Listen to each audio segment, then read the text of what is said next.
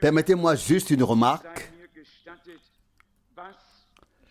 concernant la répartition des rôles ou des poids entre les États-Unis et l'Europe. C'est un secret que tout le monde connaît. Déjà, le monde entier a perdu confiance dans les États-Unis et dans le dollar. À elle seule, la République fédérale d'Allemagne a dépensé plus de 6 milliards de marks allemands après l'effondrement de la bourse d'octobre dernier pour soutenir une nouvelle fois le dollar afin qu'il ne s'effondre pas complètement et que le système monétaire mondial ne s'écroule pas. Je dis cela pour une seule raison. Je le dis parce que, selon le prophète Daniel et selon l'Apocalypse, l'Europe centrale est la bête sur laquelle la prostituée chevauchera, selon l'Apocalypse 17, et tiendra les rênes entre ses mains. Et comme tout doit se passer ainsi, le président Mitterrand était chez nous à Aix-la-Chapelle lundi dernier et a déclaré dans la salle du couronnement: l'Allemagne et la France doivent se souvenir de leur passé commun et prendre en main leur avenir commun. Vous savez exactement ce qui va se passer. Une Europe unifiée va voir le jour et cette Europe unifiée sera soumise à la papauté. Il y aura une union entre la religion et le matérialisme et tout ce qui s'y rapporte. Et tous ceux qui ne se soumettront pas à ce système unifié seront abandonnés et mis à genoux. Ils seront mis à genoux. Dès que l'écu sera négociable en tant que monnaie, c'est-à-dire la monnaie européenne, qui sert depuis des années déjà d'unité de compte pour le mark allemand. Je crois qu'il est aujourd'hui pour un mark à 2,62 pour un mark allemand. Les choses auront en tout cas beaucoup plus avancé que ce que nous pouvons voir de l'extérieur. La semaine dernière, j'ai parlé à quelqu'un où les comptes des chefs d'État européens sont non seulement surveillés, mais où les fonds sont transférés. J'ai été étonné de voir quelles personnes on peut rencontrer dans les avions et en voyage. Et puis, il y a des moments où l'on obtient des informations dont on a absolument besoin, mais que l'on n'aurait jamais obtenu si l'on n'avait pas rencontré ces personnes. On pourrait dire que c'est un hasard. Pour moi, ce n'était pas un hasard. Je suis reconnaissant à Dieu pour chaque information qui m'introduit d'une manière ou d'une autre au cœur du sujet et me permet de savoir jusqu'où toutes ces choses ont déjà progressé. Nous vivons en effet à la fin de la fin des temps. Et il n'y a qu'un seul moyen pour que l'ancien empire romain revive et recommence à fonctionner, et tout devra s'y conformer et s'y soumettre. Comme cela a été dit au prophète Daniel et dans l'Apocalypse. Mais que dit-on d'autre dans ces textes? Il est écrit dans ces passages: au temps de ces royaumes, le Dieu du ciel établira un royaume qui ne sera jamais détruit. Un royaume éternel. Daniel 2, verset 44. Mais c'est le temps dans lequel nous vivons maintenant. Et si quelqu'un me demandait combien de temps je pense que cette évolution va encore durer. Je dois avouer en toute honnêteté, j'évalue la situation pour moi-même, mais je n'oserais pas faire de déclaration à ce sujet, car aucun d'entre nous ne peut dire avec certitude, à tel ou tel moment, ce sera le moment. Non. Nous nous en remettons à Dieu, nous le servons de tout notre cœur et nous essayons de proclamer les vérités bibliques de manière équilibrée avec tout ce que cela implique. Il y a des gens qui se spécialisent uniquement dans la prophétie, négligeant tout le reste, et d'autres qui font peut-être exactement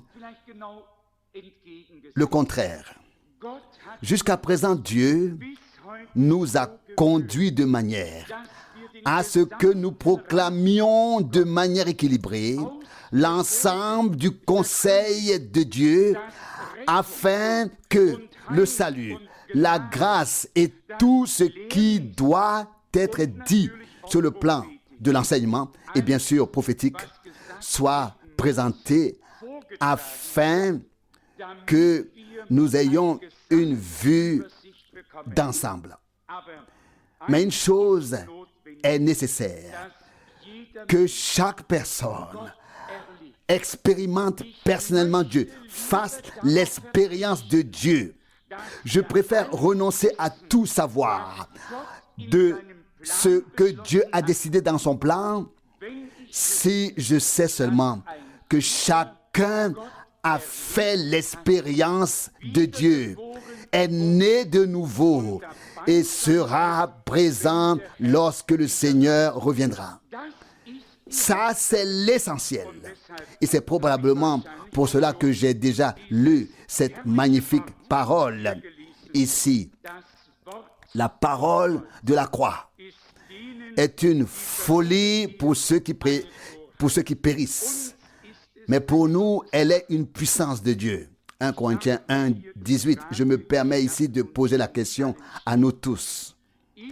La parole de l'enseignement et la parole prophétique ne sont-elles pas aussi une folie pour les hommes s'ils n'ont pas reçu l'introduction au plan du salut, au plan divin du salut, par révélation de la bouche du serviteur et prophète appelé et envoyé par Dieu?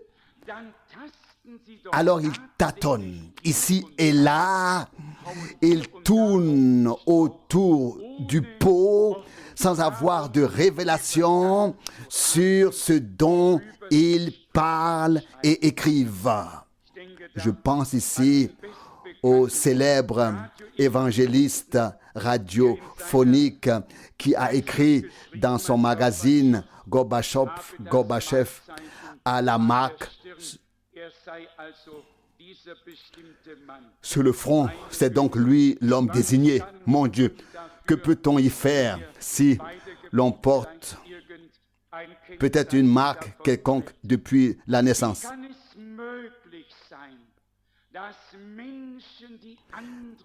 Comment est-il possible que des personnes qui enseignent les autres soient tout simplement frappées d'aveuglement total et ne reconnaissent pas de quoi il s'agit?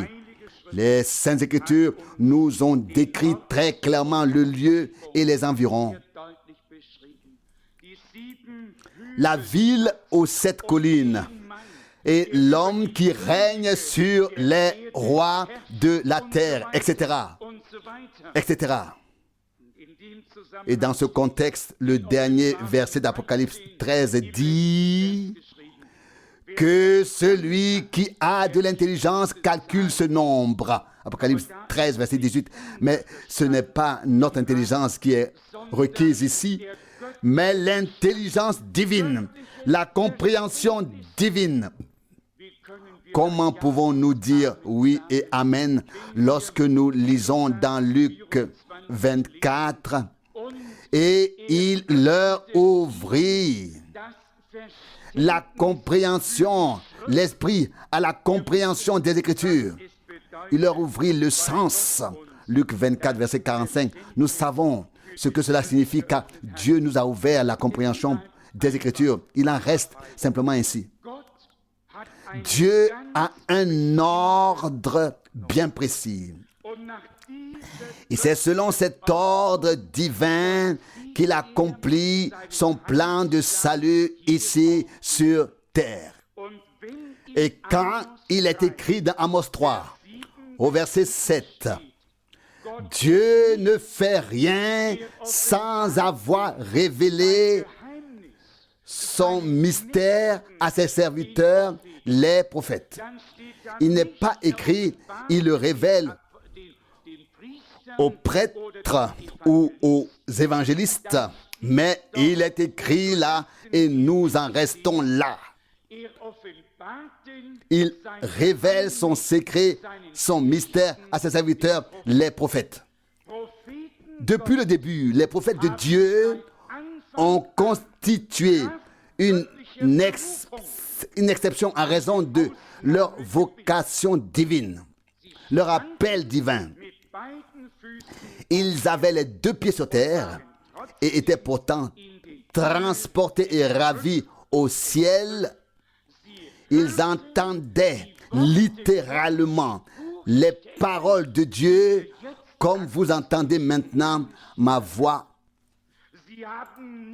Ils pouvaient écrire ce qui leur était dit et lorsqu'ils disaient « Ainsi parle le Seigneur » ou « Ainsi a parlé le Seigneur », c'est qu'il avait entendu Dieu auparavant.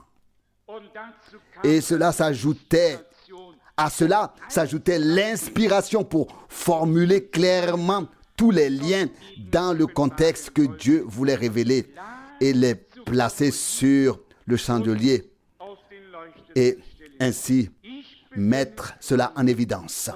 Je confesse librement, ouvertement et de tout mon cœur, sans réserve, que je suis convaincu que tous ceux qui ignorent passent à côté du mandat prophétique du serviteur de Dieu. William Branham, en ce temps-ci, passe à côté de ce que Dieu a promis et ce qu'il fait actuellement. Ils peuvent avoir l'air aussi spirituels qu'ils veulent, faire autant d'activités religieuses qu'ils veulent, accomplir autant de miracles et de signes qu'ils veulent. Nous avons appris une chose. Dieu est le Dieu de sa parole et rien d'autre. Quand il confirme sa parole, nous lui en sommes sincèrement reconnaissants et nous savons que cela se produira dans une mesure encore plus grande. Nous croyons de tout cœur que Dieu a un reste qu'il a vraiment mis à part, qu'il a enseigné, avec lequel il a fait preuve de patience, dans lequel il a installé la confiance. Des personnes qui se sont détachées de toutes les traditions et qui sont liées à Dieu et à sa parole dans l'esprit. Et ces personnes sont alors libres pour servir le Seigneur. Bien sûr, si je peux vous donner aujourd'hui un bref aperçu de ce qui me concerne, il est difficile pour les personnes extérieures ou pour celles qui m'écoutent une fois par mois ou qui écoutent ensuite peut-être des cassettes, de comprendre dans quelle situation je me trouve réellement. Il y a deux choses. D'une part, je rencontre des personnes qui rejettent directement le ministère du frère Branham. Et d'autre part, je rencontre celles qui acceptent pleinement le ministère du frère Branham, mais qui interprètent ensuite chacune de ces citations à leur manière et partent dans toutes les directions. De sorte qu'il ne reste finalement que des ruines qu'il faut labourer à nouveau, semer à nouveau, qu'il faut prendre un nouveau départ à tout égard, à tous égards et dans tous les pays. Je vais vous donner un exemple. Un frère de Singapour qui a lu les prédications du frère Branham écrit dans l'une d'elles qu'il a intitulée que frère Branham aurait dit que l'âme a également 5 sens. Dans une autre, il aurait dit que l'esprit a 5 sens. Maintenant, je dois lui répondre, qui a 5 sens, l'esprit ou l'âme? Et vous savez quelle serait ma réponse? Ma réponse est la suivante. Je remercie Dieu de m'avoir donné 5 sens normaux dont je dispose. Que mon âme ait 5 sens ou un seul sens, cela m'importe peu. J'ai entendu le même frère Branham dire, l'âme n'a qu'une seule entrée. Donc, sens, et celle-ci consiste en la foi que Dieu a mise en nous par l'Esprit lorsque nous avons entendu la parole de Dieu. Un seul sens me suffit, à savoir le sens de Jésus-Christ. Le sens, ici, le sentiment de Jésus-Christ, le sens qui est orienté vers Dieu et la parole de Dieu. Il y a d'autres choses qui sont très critiques et qui sont bien sûr très, très difficiles pour moi.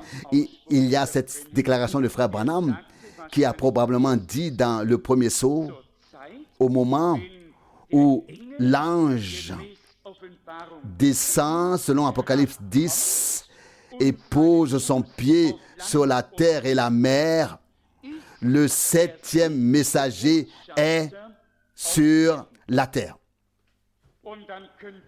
Et vous pouvez alors imaginer ce que cela fait quand une telle citation m'est lue en anglais en présence de témoins dans mon bureau.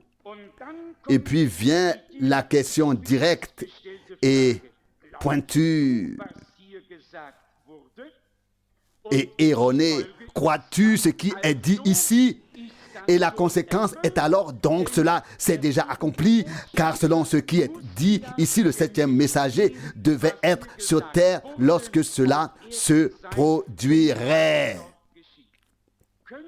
Pouvez-vous comprendre un peu ma situation? À quel point cela est devenu difficile? En premier lieu, et je ne dis pas cela par présomption, je le dis avec la plus profonde sincérité de mon cœur.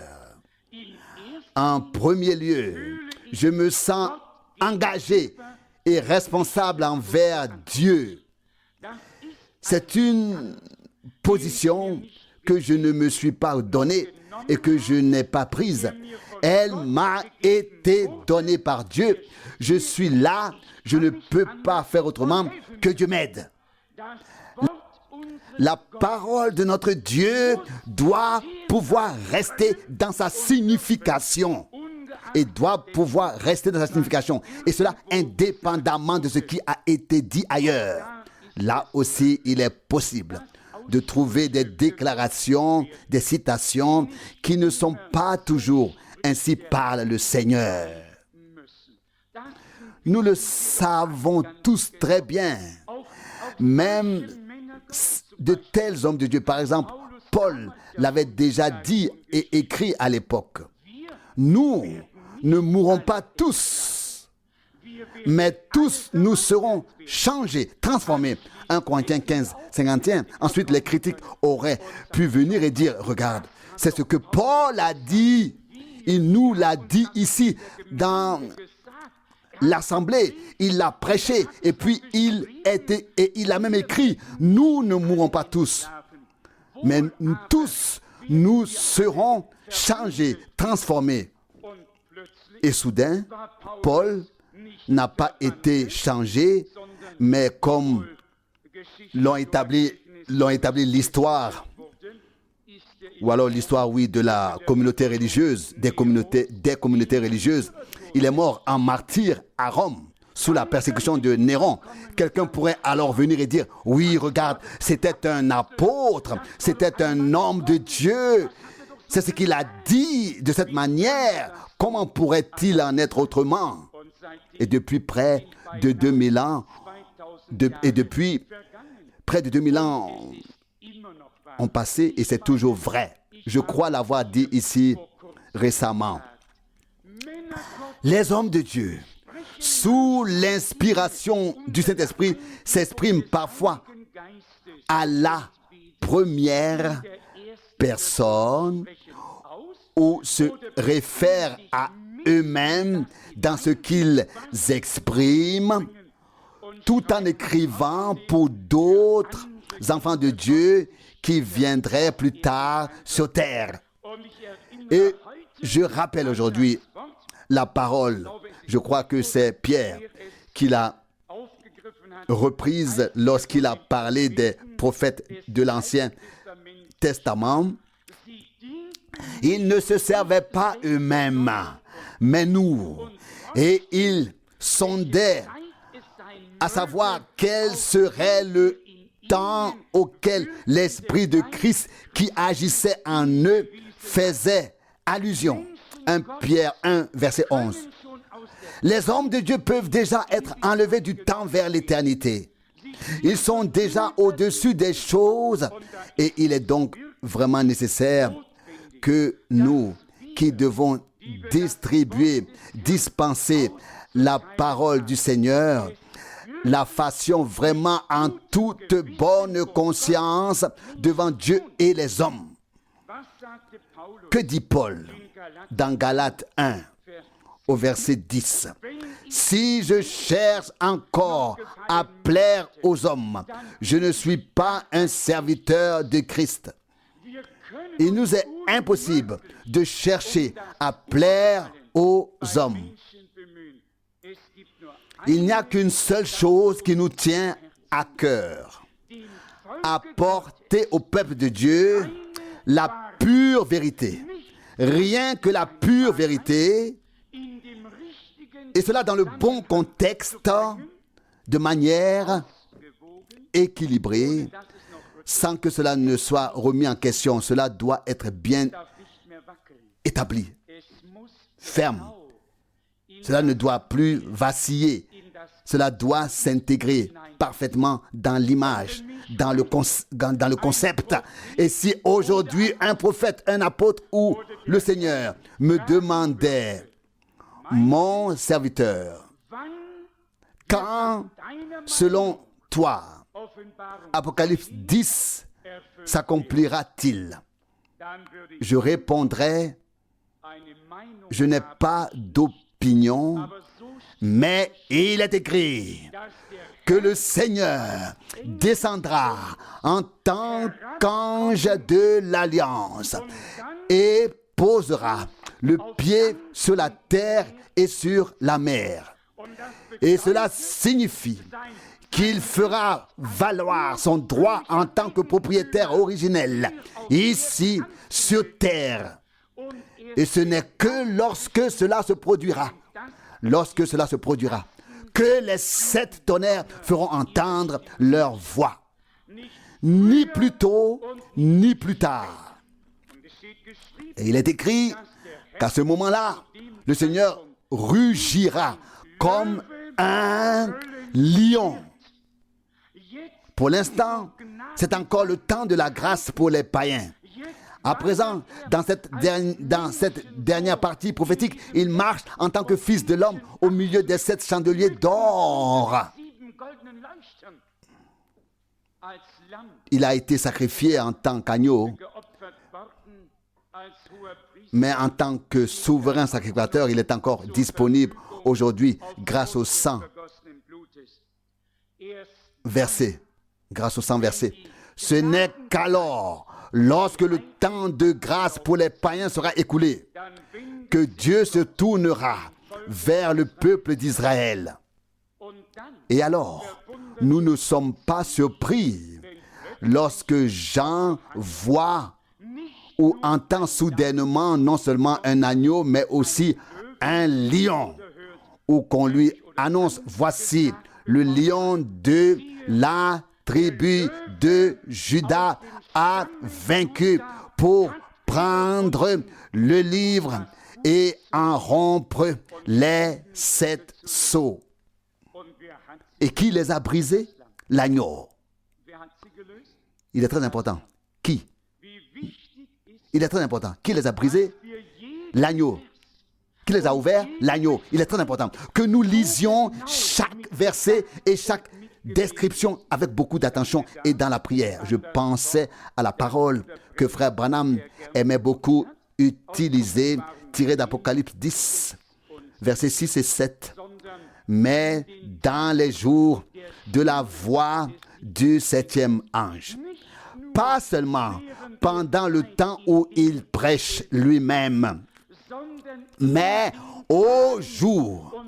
Et nous vivons au jour et en ces jours, tout arrive à son terme. Il n'y a rien à interpréter. Il suffit d'écouter attentivement pour avoir la révélation par le Saint-Esprit. Et alors tout avance à nouveau par la grâce de notre Dieu. Hier à Salzbourg, j'ai mentionné à quel point je suis reconnaissant que Dieu nous ait ainsi pris dans sa présence ces jours-ci, qu'il ait retiré de nous notre propre savoir et notre propre pensée, tout notre concept. Il a retiré et qu'il nous ait placés dans son plan. Et puis il nous a ensuite ouvert les yeux pour voir et entendre ce que l'Esprit dit aux églises et ce que Dieu a promis dans sa parole. Il n'y a jamais eu de moment comme celui-ci sur terre. Croyez-moi, il n'y a jamais eu un tel temps. Il n'y a jamais eu un temps comme celui-ci sur terre. Et si aujourd'hui, un Jérémie, un Ézéchiel, un Ésaïe, si aujourd'hui les apôtres pouvaient être assis ici et entendre l'exposé de tout le plan du salut de Dieu avec nous, on entendrait un Alléluia l'un après l'autre dans l'assemblée.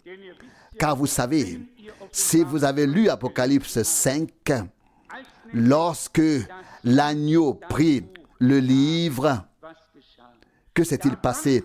Les 24 anciens se prosternèrent et il y eut une louange, une adoration, un Alléluia après l'autre.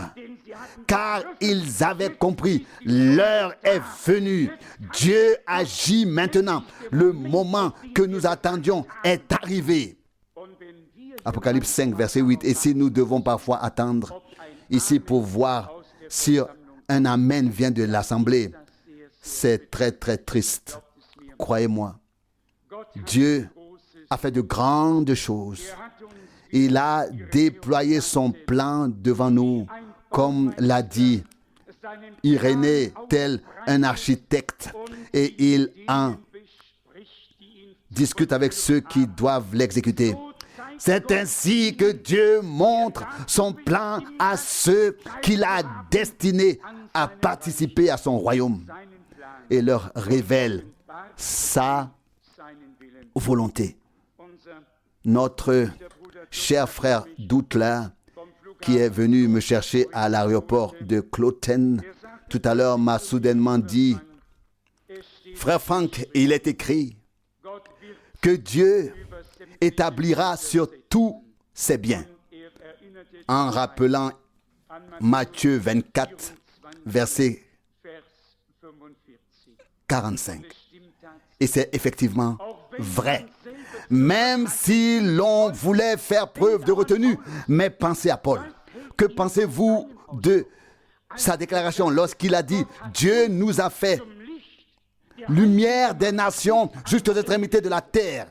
Acte 13, 47. Quelqu'un aurait pu venir et dire dans le prophète Ésaïe, chapitre 49, verset 6, il est dit en référence au Christ qu'il sera destiné à être la lumière des nations jusqu'aux extrémités de la terre. Et dans le chapitre 13 des Actes des Apôtres, lorsque Paul s'adresse aux nations, il dit, il est écrit, Dieu nous a fait lumière des nations. Qu'en était-il? Il avait pu expliquer auparavant. Nous sommes les coopérateurs de Christ. Nous travaillons avec Christ.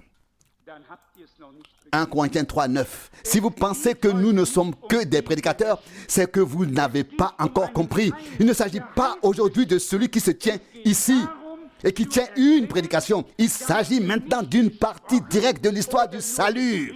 Il s'agit de reconnaître qu'il ne s'agit pas ici de parler ou de prêcher, mais d'exposer maintenant le dessein de Dieu dans toute sa hauteur et sa largeur, dans toute sa profondeur et son étendue, de manière tangible et compréhensible pour tout ce que Dieu a appelé.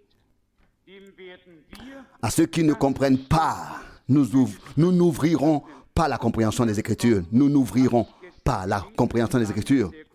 J'ai également lu ce passage hier. Il m'a beaucoup marqué dans le chapitre 16 des Actes des Apôtres. Très étrange et peut-être digne d'être pris en considération. Actes des Apôtres, chapitre 16, du verset 12.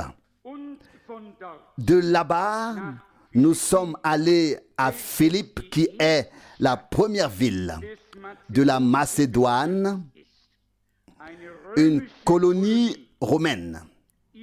Nous sommes restés quelques jours dans cette ville. Verset 13. Et le jour du sabbat, nous sommes sortis vers le fleuve où nous pensions trouver un lieu de prière. Nous nous sommes assis là-bas et avons parlé aux femmes qui s'étaient rassemblées. Paul, un apôtre et un homme de Dieu si important, suppose qu'une heure de prière a lieu au bord du fleuve dans ce village. Poussé par cette supposition, il s'y rend et je vais vous lire ce qui s'est passé. D'ailleurs, tout le monde, en particulier les théologiens, disent que Paul était misogyne, donc il n'aimait pas les femmes. Il ne l'était pas. Il a seulement dû donner quelques conseils nécessaires au nom de Dieu. Il y avait là une réunion de prière de femmes et Paul s'y est rendu. Il ne s'est pas senti trop important pour cela. Il n'a pas dit « Je vais maintenant donner une conférence. Je suis le Seigneur, n'est-ce pas ?» Non, il s'est rendu à cette réunion de prière avec ses femmes et écoutez ce qui est écrit ici. Verset 14. Parmi les auditrices se trouvait également une femme pieuse nommée Lydie, marchande de pourpre originaire de la ville de Thyatire. Le Seigneur lui a ouvert le cœur afin qu'elle prête attention aux paroles de Paul. C'est ainsi que cela commence. Je continue à lire. Si les hommes, si les personnes parmi l'auditoire n'avaient pas confiance en celui qui parlait, alors celui-ci pouvait être envoyé par Dieu. Si elles n'acceptaient pas les paroles et ne les laissaient pas pénétrer en elles, alors même un ange venu du ciel ne pouvait rien y faire. Il faut savoir que c'est ici la parole de Dieu qui est proclamée et que ce n'est pas l'apparence d'une personne qui compte, que ce soit sa nationalité, son apparence, sa tenue vestimentaire ou son dialecte, mais simplement lorsque Dieu nous envoie quelqu'un, nous devons être reconnaissants d'entendre la parole qui sort de sa bouche, quelle que soit cette personne. Combien de fois l'ai-je déjà dit, si Dieu envoyait un enfant pour parler en son nom, nous ferions bien de l'écouter, même si c'est un adolescent. Mais écoutez maintenant la suite. Verset 15. Après avoir été baptisé avec les membres de sa maison, elle nous fit cette demande. Si vous me reconnaissez vraiment comme une fidèle disciple du Seigneur, venez dans ma maison et restez avec moi. Elle nous a ainsi contraints à la suivre. Que s'était-il passé? La prière, la réunion de prière avait précédé ce qui avait été dit. Nous sommes reconnaissants envers toutes les sœurs, envers toutes les femmes qui se réunissent pour prier. Elles ont tout simplement un cœur plus tendre et il semble qu'elles soient plus proches de Dieu que les hommes lorsqu'il s'agit de prière. C'est simplement ainsi. Leur nature est ainsi faite. Un homme peut très vite se montrer rude. En revanche, une femme a naturellement reçu une nature aimable. Ici, elles ont prié. Et comme nous l'avons lu, Dieu a ouvert le cœur de Lydie. Et lorsque cela s'est produit, le baptême a suivi. Et après le baptême, elle a dit, « Si vous me considérez comme une disciple fidèle du Seigneur, » elle n'avait pas encore fait ses preuves, cela restait à venir. Elle a immédiatement dit, « Si vous voyez en moi une fidèle disciple du Seigneur, alors venez dans ma maison. » Si quelqu'un peut entendre la parole de Dieu sortie de la bouche d'un homme, et ensuite dire, non, cet homme n'a pas besoin de venir dans ma maison. Alors quelque chose ne va pas chez cette personne. Nul besoin d'avoir un sixième sens pour le savoir. Tout le monde le sait. C'est ce que nous avons lu ici. Verset 15. « Si vous avez vraiment reconnu en moi une fidèle disciple du Seigneur, venez dans ma maison. » Avons-nous compris cela?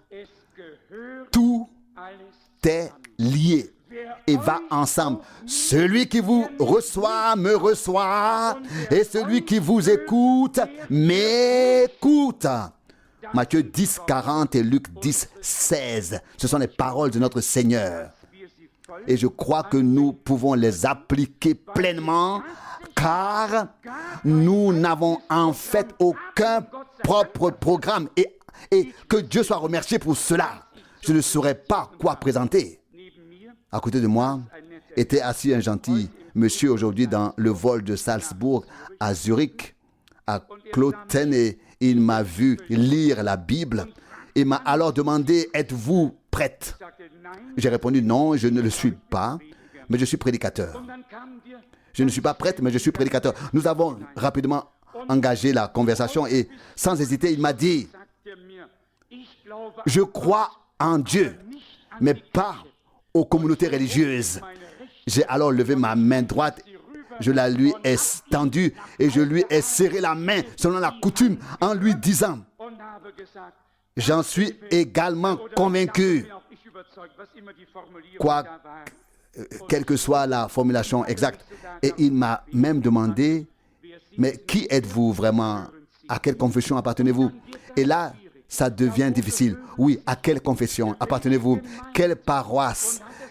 Ou bien alors, quelle église, quelle assemblée? Et est-ce que cela a un rapport avec les sectes américaines? Et vous savez comment ça se passe, n'est-ce pas?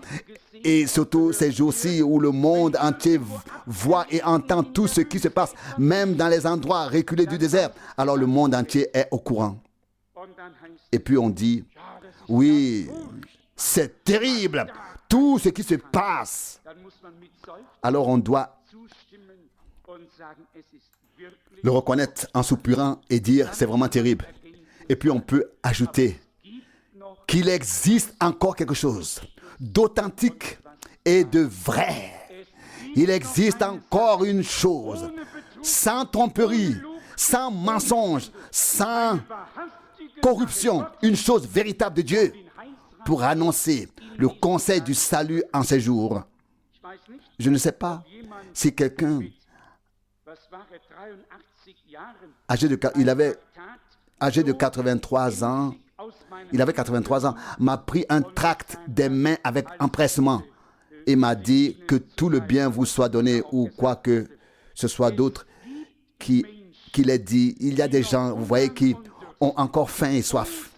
Notre désir est que Dieu nous ouvre un jour la voie vers le public. Et je me tiens à cela. Et je m'en tiens à cela. Je ne peux pas imaginer que Dieu nous révèle toutes ces choses si ouvertement, nous montre une telle démonstration que tous les prophètes ne pourraient nous donner en de nombreuses heures d'enseignement. Dieu nous l'a donné par le Saint-Esprit. Et nous pouvons vraiment dire, comme Paul l'a dit autrefois, l'Esprit nous l'a révélé. 1 Corinthiens 2, verset 10. On me demande souvent combien de fois as-tu vu frère Branham, as-tu été avec lui et est-ce qu'il t'a dit tout cela et te l'a-t-il révélé? Et alors je peux répondre non, ce n'est pas comme ça. Ce n'est pas par des hommes. Bien sûr, j'étais avec frère Branham. Je me souviens avec plaisir des jours et des moments où nous étions ensemble, en particulier lorsqu'il venait me chercher, que je m'asseyais à côté de lui au volant et que nous allions manger ensemble et discussion et que nous avions parlé l'un avec l'autre. Je me souviens avec plaisir de ces moments. Mais quand quelqu'un me demande, est-ce qu'il t'a dit tout cela? Est-ce que c'est lui qui t'a dit tout cela ou est-ce qu'il t'a enseigné cela? Non, alors je dois simplement confesser ce que notre Seigneur a dit avant de quitter cette terre.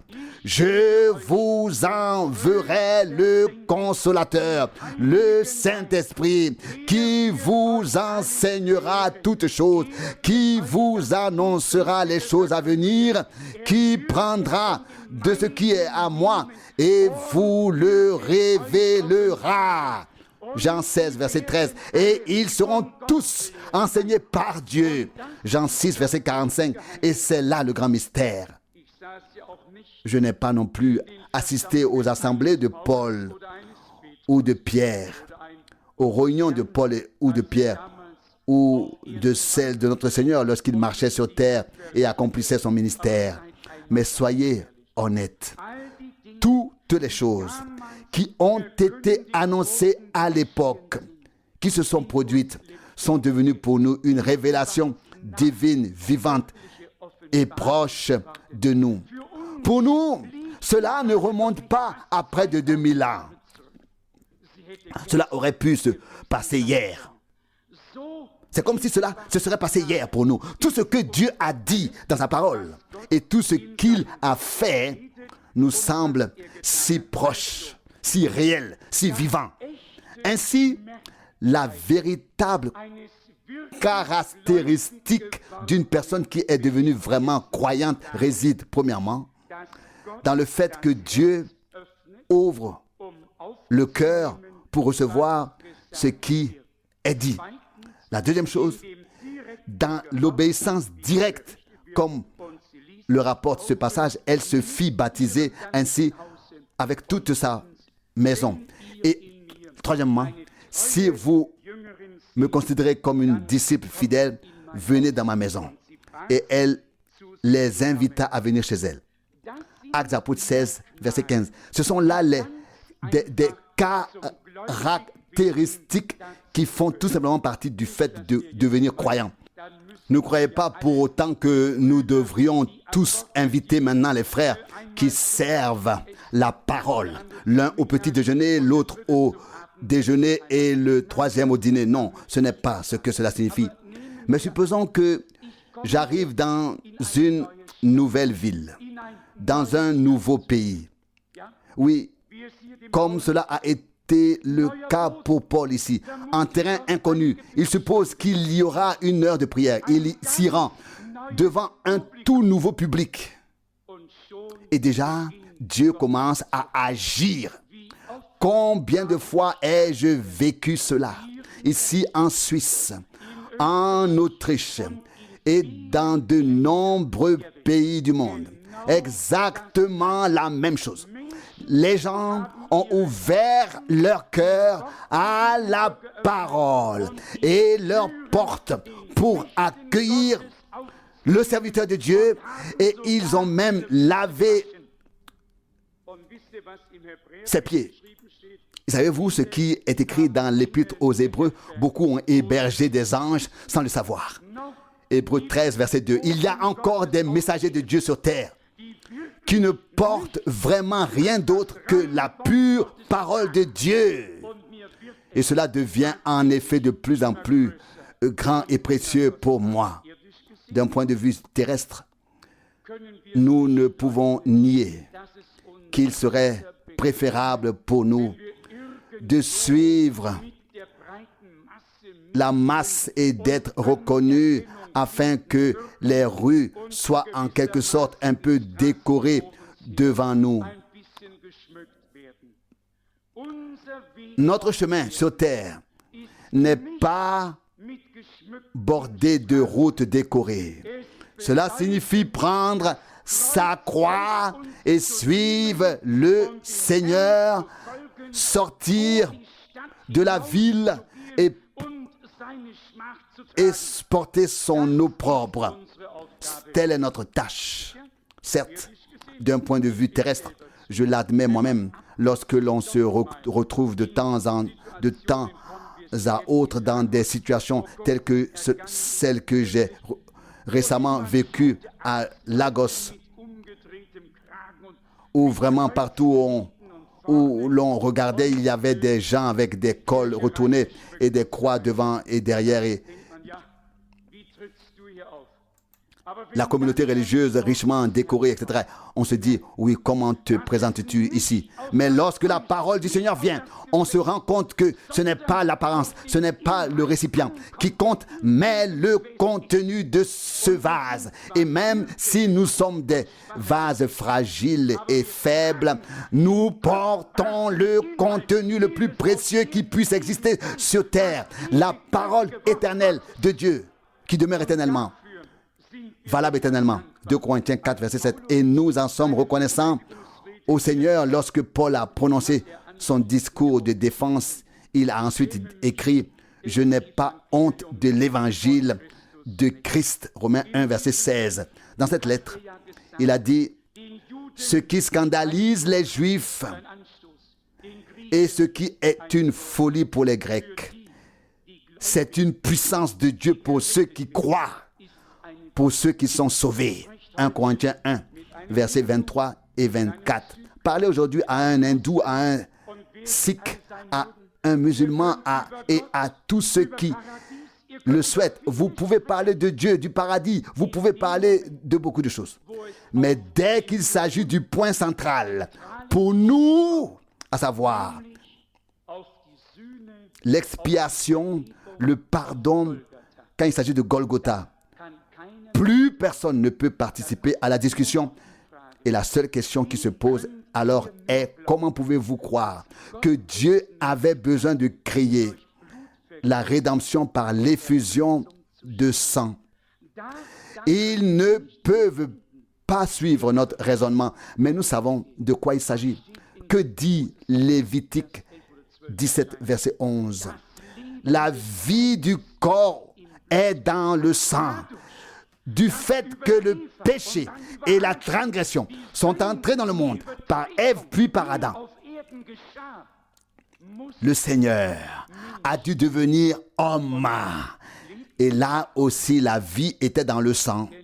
Tout comme le péché est entré dans le monde par Ève, il devait maintenant être retiré et pardonné de la même manière par Marie, à travers Marie, par la naissance virginale, par l'expiation, et le chemin vers Dieu devait être ouvert à nouveau.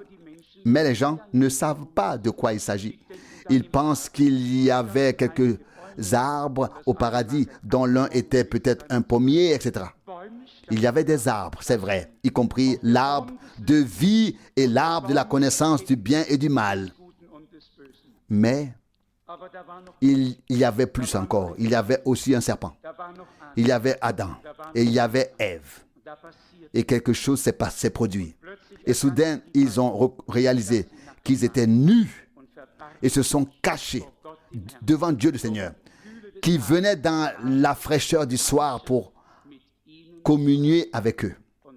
Et nous voyons ce qui s'est passé. Il leur a fait des jupes en peau. Il les a habillés. Le sang a dû couler avant que la première couverture ne soit donnée à l'homme pour son chemin. Et ainsi, nous reconnaissons la voix de Dieu. Sans effusion de sang, il n'y a pas de réconciliation. Hébreux 9, verset 22. C'est ainsi que le péché est entré dans le monde et c'est ainsi qu'il devait être retiré du monde. Il s'agit de la vie. Et la vie est dans le sang. Et ici, il s'agissait de la vie divine qui allait alors être libérée pour revenir vers la foule rachetée par le sang, la vie de Dieu lui-même et avoir un effet sur notre vie. Dieu a choisi la bonne voie, nous le savons tous. Mais qui peut le comprendre? Qui peut l'accepter? Une offense pour les Juifs, un scandale pour les Juifs, du sang. Mon Dieu, on leur a dit, vous ne devez pas manger de sang. Et vous connaissez les prescriptions de la loi. Lévitique 17, verset 12. Et on leur a également dit, il vous est destiné pour l'autel en expiation. Et ainsi, une fois par an, le souverain sacrificateur offrait le sacrifice pour lui-même et pour le peuple. Probablement le jour des expiations.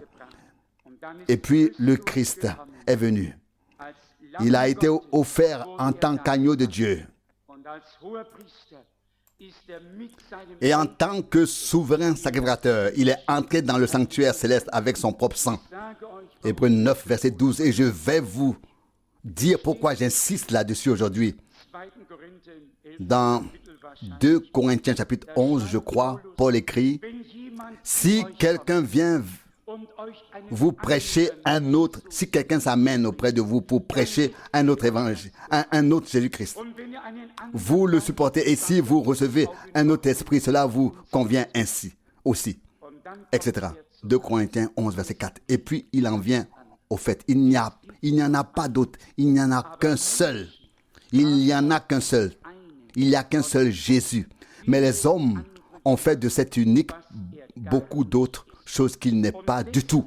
Et c'est pourquoi nous devons proclamer Christ de cette manière révélée par Dieu. Il y a des gens qui me demandent, et peut-être vous aussi, écoutez, Christ est prêché partout. Avez-vous vraiment besoin de mettre autant l'accent sur son nom et sa divinité? C'est justement le point que les autres considèrent comme insignifiant qui est le plus important. Il devait être Dieu pour pouvoir vaincre la mort et le diable. Mais il devait être homme pour pouvoir mourir. Il devait être homme pour pouvoir mourir. Avons-nous compris cela?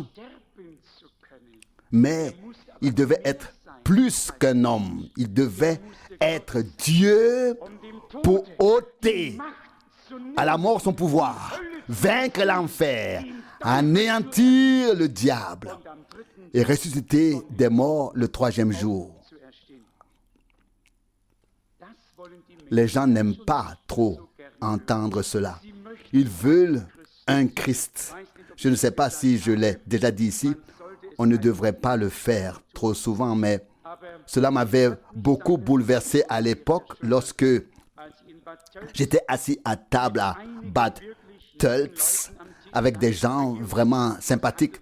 Il y avait un conseiller d'État de Heidelberg, une femme du nom de Stein, etc. Et c'est toujours à moi qu'il demandait qui j'étais et ce que je faisais là, car je les avais tous frappés. Et j'ai dit, si vous me dites chacun à tour de rôle qui vous êtes, je conclurai et vous dirai sincèrement ce qu'il en est. Mais comme je l'ai dit, c'est moi qui ai dû commencer et je n'avais d'autre choix que de mettre les choses au clair, de mettre en évidence les choses de Dieu. Je n'oublierai jamais cette dame qui a dit, j'ai vendu mon Jésus. J'ai d'abord sursauté et dit, j'ai vendu mon Jésus. Vous pouvez imaginer ce que j'ai ressenti. Et j'ai immédiatement demandé ce que cela signifiait. Et puis elle a dit, comme vous l'avez déjà entendu de ma bouche, j'ai acheté un Jésus qui vient de la CSSR, qui mesure 1 mètre tant et qui est fait de tel ou tel matériau. Et je voulais 20 000 pour lui, mais je n'ai obtenu que 10 000. Et alors une pensée m'a traversé l'esprit. Oui, les hommes ont fabriqué leur propre Jésus en bois, dans tel ou tel matériau. Ici, ils le portent là, ils le suspendent là, ils le placent. Ce n'est pas mon Jésus, ça. Mon Jésus est l'Emmanuel, le Christ de Dieu. Hier, aujourd'hui et pour l'éternité reste le même. Je suis. Mais qu'en ont fait les religions en particulier les religions chrétiennes? Ici sur l'image, là dans les bras de Marie encore, si mignon et si petit. Ce n'est pas mon Jésus. Mon Jésus dit après sa résurrection, tout pouvoir m'a été donné dans le ciel et sur la terre. Matthieu 28, 18. C'est pour cette raison, allez dans le monde entier et proclamez l'évangile à toute la création. Marc 16, verset 15. Mon Jésus est le Jésus de Dieu. Celui qui nous a été révélé dans les Saintes Écritures. Nous ne le façonnons pas, nous ne le formons pas. C'est lui qui nous forme, qui nous façonne. Nous ne le portons pas, c'est lui qui nous porte. Nous ne le suspendons pas, c'est lui qui nous a déjà suspendus. Nous avons été crucifiés avec lui. Désormais, ce n'est plus moi qui vis, mais c'est Christ qui vit en moi. Galates 2, verset 20. Ce n'est pas nous qui le plaçons ici ou là, c'est lui qui nous place là où nous devons être. C'est une différence énorme. Parfois, cela me submerge vraiment. Quand on voit la foule et qu'on la voit vivre dans un faux christianisme avec tambour et trompette. Oui, quelqu'un a vraiment dit, je n'ai pas besoin de communauté religieuse, mais lors de mes funérailles, je voudrais que la fanfare joue, car je voudrais recevoir les honneurs de la communauté religieuse pour mon dernier voyage. Quand je serai mort, les tambours et les trompettes ne m'intéresseront plus. Ce qui m'intéresse, c'est comment je vais mourir si une musique céleste retentira lorsque le Seigneur me fera passer de ce monde à l'éternité. La fanfare, elle doit jouer tant que je suis ici, car j'aime l'entendre. Quand le Seigneur me rappellera à lui, je vais entendre la musique céleste au loin, puis entrer dans la gloire. Oh, quelle reconnaissance pouvons-nous éprouver pour tout cela. Ce n'est pas un évangile artificiel, fabriqué, conçu par les hommes, mais celui reçu de Dieu que nous pouvons encore aujourd'hui proclamer à toute l'humanité. La parole de la croix. Une folie pour les uns, un scandale pour les autres. Mais pour nous qui sommes devenus croyants, une puissance divine, une puissance de Dieu qui nous a tirés de notre perdition et nous a sauvés. et nous a sauvés. Nous pouvons témoigner du fond du cœur. La grâce nous a été accordée. Ce qui s'applique à notre Seigneur s'applique également à la structure de l'Église. Si l'Apocalypse 1 dit prophétiquement que le Seigneur tenait 7 étoiles dans sa main droite, alors elles n'étaient pas dans les mains d'un homme, mais dans la main droite du Seigneur. Et la main droite du Seigneur est élevée. Et la main droite du Seigneur remporte la victoire. Psaume 118, verset 16. Mais seuls ceux qui sont du côté de Dieu voient et entendent ce que nous voyons et entendons. Si nous donnions une conférence comme celle d'aujourd'hui ou une telle méditation sur la parole devant l'intelligence des hommes, personne ne resterait jusqu'à la fin. Ce serait une exigence déraisonnable que de supporter tout cela. Il est précieux pour nous, en tout cas pour moi, que Dieu, dans un tel chaos qui règne aujourd'hui sur terre comme jamais auparavant, donne l'orientation, oui, dans toutes les différentes directions, et cela ne suffit pas. Il n'y a pas seulement 4 directions, il y en a 400 équipes, et peut-être même plus, et que Dieu, dans sa miséricorde, ait trouvé l'accès, qu'il nous ait cherché, appelé et rendu tranquille, comme il a rendu Lydia silencieuse à l'époque, afin que nous écoutions. Celui qui prie avant est prêt à écouter après. Celui qui argumente avant n'est pas réceptif. La prière est donc nécessaire pour servir en quelque sorte de préparation à la réunion ou au service divin. Et alors, nous pouvons recevoir la parole comme cela plaît à Dieu. Croyez-vous tout cela?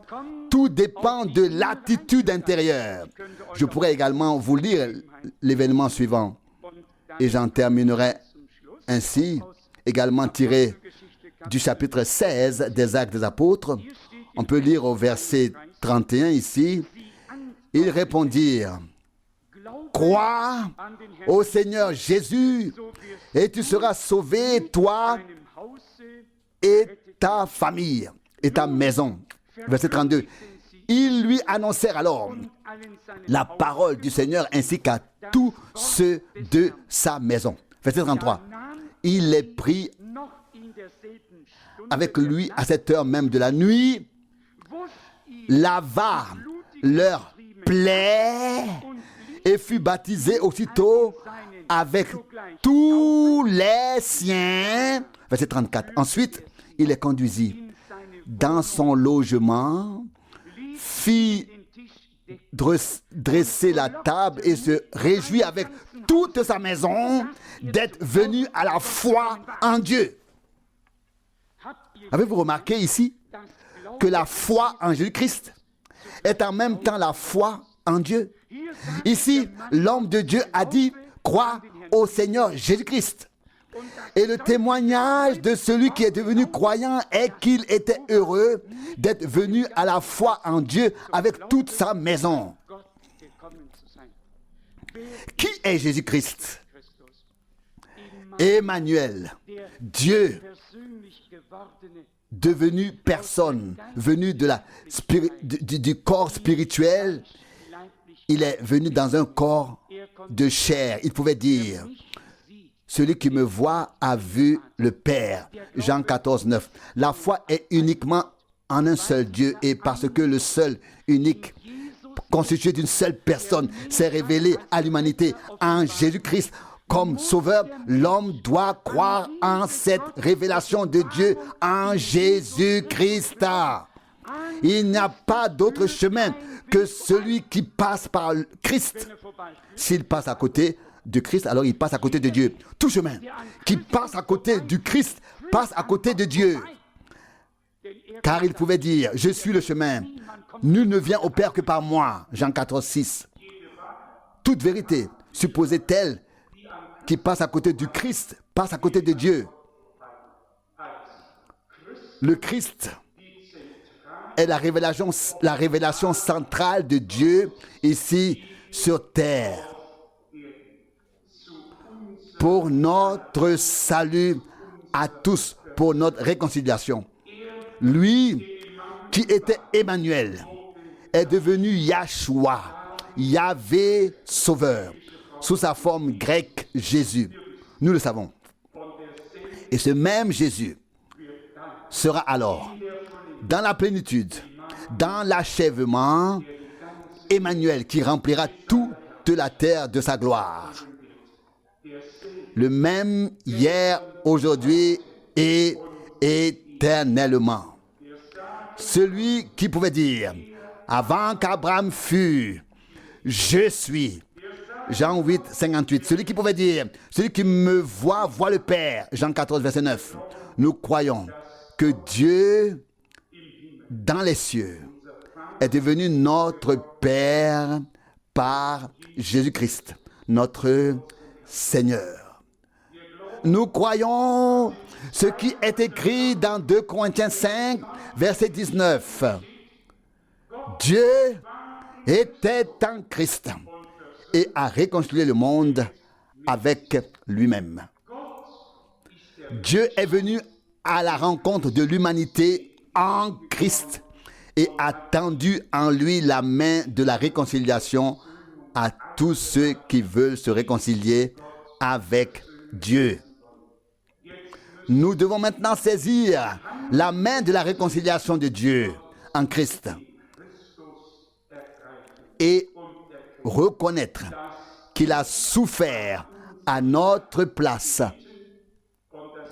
et que par lui, nous avons trouvé la paix avec Dieu. Par notre Seigneur Jésus-Christ. Avons-nous tous compris cela? Il est si difficile de rendre cette partie compréhensible, de l'exprimer avec des mots. Ce n'est d'ailleurs pas nécessaire. Paul l'a résumé dans 1 Timothée 3, au verset 16. Le mystère de la piété est grand. Dieu manifesté dans la chair, justifié dans l'esprit, apparu aux anges, prêché dans le monde, reçu dans la foi, dans la gloire. Et c'est ce que nous croyons encore aujourd'hui.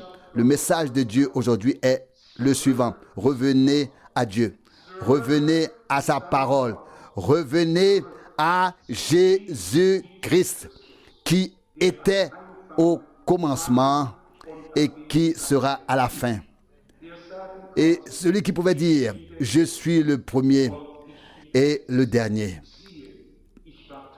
Et le vivant, j'étais mort et voici, je vis pour toute éternité. Et je détiens les clés de la mort et du séjour des morts, de l'enfer. Croyez, ça c'est Apocalypse 1, verset 18. Croyez-vous tous sincèrement en Jésus-Christ? Croyez-vous qu'il était homme selon la chair, mais qu'il était Dieu selon l'esprit? Qu'il était Emmanuel, le je suis, à 100%, à 100%. Je l'ai dit tout à l'heure, il devait être homme pour pouvoir mourir.